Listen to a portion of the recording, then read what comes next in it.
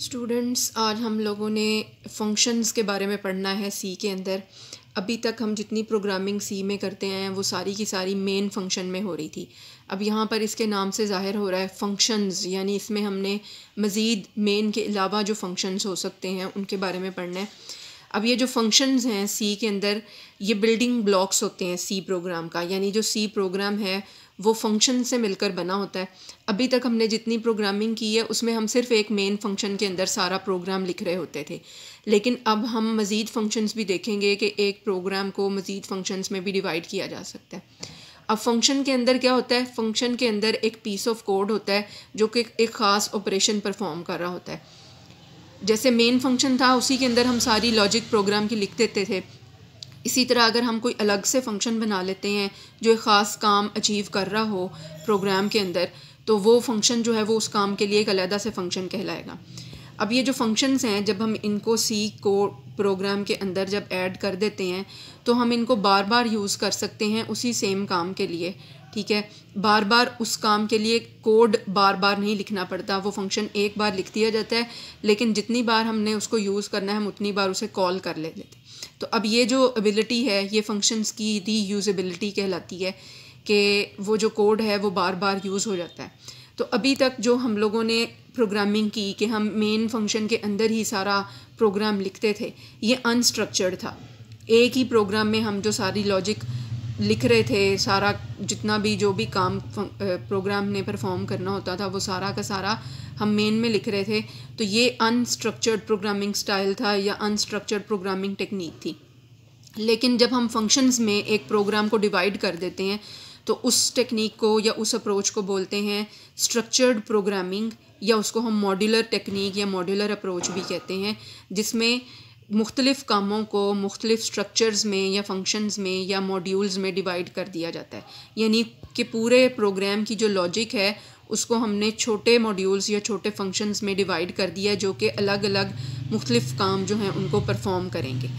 तो जो main function है वो क्या करेगा, जब भी इन फंक्शंस की ज़रूरत पड़ेगी, इन कामों की ज़रूरत पड़ेगी, तो वो इन फंक्शंस को कॉल कर लेगा।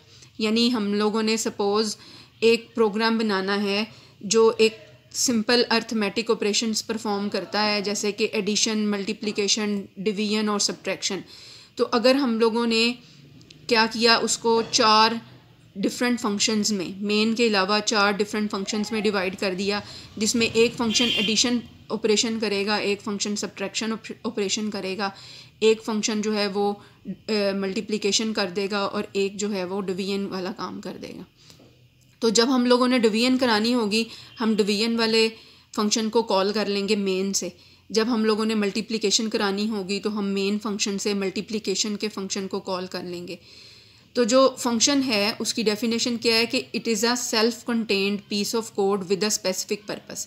यानी जो फंक्शन होता है वो एक पीस ऑफ कोड होता है जिसका ख़ास मकसद होता है, यानी ये ख़ास मकसद के तहत इसको लिखा हुआ होता है। अब जैसे ये एक मैंने डायग्राम बनाई है जिसमें आप देख रहे हैं कि एक मेन फंक्शन है, उसी में सारा एक तरफ जो लाइन के लेफ़्ट साइड पर आ रहा है उसमें सारी स्टेटमेंट्स जो हैं वो एक मेन फंक्शन में ही लिखी हुई हैं। तो ये अनस्ट्रक्चर्ड प्रोग्रामिंग है। जबकि दूसरी साइड पर देखें आप, जो राइट साइड है वहाँ पर मैंने लिखा है मेन और उसके अंदर लिखा है फंक्शन कॉल्स।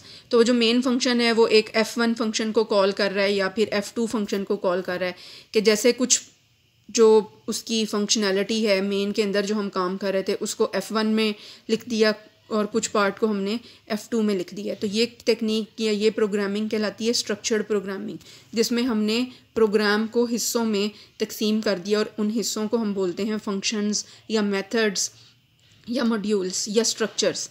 अब हमारे पास सी के अंदर कितनी किस्म के फंक्शन होते हैं? 2 तरह के फंक्शन होते हैं। एक बिल्ट इन फंक्शंस जो सी में हमारे पास बने बनाए मौजूद हैं, जैसे कि आप अभी तक देखते आए हो प्रोग्राम्स के अंदर printf फंक्शन यूज़ करते आए हो, scanf फंक्शन आपने यूज़ किया, getch फंक्शन यूज़ किया। ये कुछ 3 मैंने नाम लिखे हैं उन ढेर सारे फंक्शंस में से जो सी के अंदर बने बनाए मौजूद हैं, और हमने इनको यूज़ करना होता है जब, तो हम ये जिन लाइब्रेरी फ़ाइल्स में मौजूद हैं उनकी हेडर फाइल्स जो हैं हम उनको अपने प्रोग्राम में इंक्लूड कर लेते होते हैं। जैसे कि स्टैंडर्ड io.h है, उसके अंदर printf फंक्शन और scanf फंक्शन मौजूद हैं। इसी तरह जो getch फंक्शन है वो console io.h में है। तो हम उनको इंक्लूड कर लेते हैं। और जो दूसरी टाइप है वो है यूज़र डिफ़ाइंड फंक्शंस, यानी जो यूज़र अपने कामों के लिए ख़ुद से डिफ़ाइन करेगा, ख़ुद से बनाएगा फंक्शंस, उन फंक्शंस को बोलेंगे यूज़र डिफ़ाइंड फंक्शंस। अब ये देखें, यहाँ पर आपको जनरल सिंटेक्स नज़र आ रहा है एक फ़ंक्शन का कि फ़ंक्शन को कैसे लिखते हैं। जैसे सबसे पहले आ रही होती है रिटर्न टाइप, फिर आगे फंक्शन का नेम आता है, फिर स्मॉल ब्रैकेट्स के अंदर पैरामीटर लिस्ट आती है अगर वो फंक्शन जो है वो पैरामीटर्स ले रहा है। अगर नहीं ले रहा तो फिर यहाँ पर इसको खाली छोड़ दिया जाता है। फिर उसकी बॉडी स्टार्ट होती है डिलीमीटर्स से, डिलीमीटर स्टार्ट किए, फिर उसके अंदर उस फंक्शन ने जो काम करने हैं उनसे रिलेटेड जो स्टेटमेंट्स हैं उनको वहाँ पर लिखा जाता है, और फिर जो वैल्यू रिटर्न करनी है उसके लिए एक रिटर्न एक्सप्रेशन लिखा जाता है, और फिर उसकी बॉडी को क्लोज़ कर दिया जाता है क्लोजिंग डिलीमीटर्स के साथ।